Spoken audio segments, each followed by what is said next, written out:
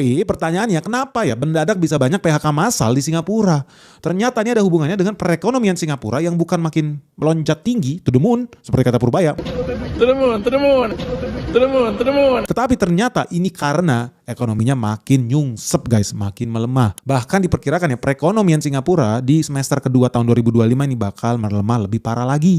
Khususnya sektor yang berhubungan dengan retail dan F&B. Dan ini semua udah sesuai dengan prediksinya PBB. Bahkan Kementerian Keuangan Singapura juga udah membuat ancang-ancang. Mereka udah bikin prediksi bahwa perekonomian Singapura bakal makin nyungsep. Jadi buat teman-teman yang belum tahu ya, di tahun 2024 Singapura itu ekonominya tumbuh 4,4%, jauh di bawah Indonesia yang 5%. Tahun 2025 diperkirakan nyungsep jadi 4% doang. Nah, besok nih tahun 2026 lu tahu ekonomi Singapura bakal berapa? Kalau Indonesia kan 5% lebih. Singapura diprediksi ekonominya cuma setara 1% sampai 3%. Jadi perkiraannya ekonomi Singapura itu bakal habis sekitar 50% loh guys tahun depan. Makanya lu jangan heran kalau banyak perusahaan multinasional, perusahaan dari dalam dan luar negeri, bahkan gue sampai nggak sebutin di sini ada Meta tuh yang punya Facebook, atau Microsoft, Bill Gates punya itu, mereka juga PHK massal. Cuma durasi kita nggak cukup. Intinya yang gue bilang adalah ekonomi Singapura tambah nyungsep. Ketika ekonomi Indonesia tambah naik, ternyata tetangga kita tambah nyungsep. By the way, apa sih penyebab utamanya? Lu tau nggak sih penyebab utamanya? Ternyata karena lu tahu Singapura adalah hub buat perdagangan. Jadi lu kalau mau bisnis ekspor impor, bahkan Indonesia ini ekspor ikan hias aja contohnya. Itu harus ke Singapura dulu guys. Dari Singapura baru pergilah ke Kanada, ke Amerika, ke Jerman. Jadi hub buat ekspor impor kawasan Asia Tenggara itu pasti lewat Singapura.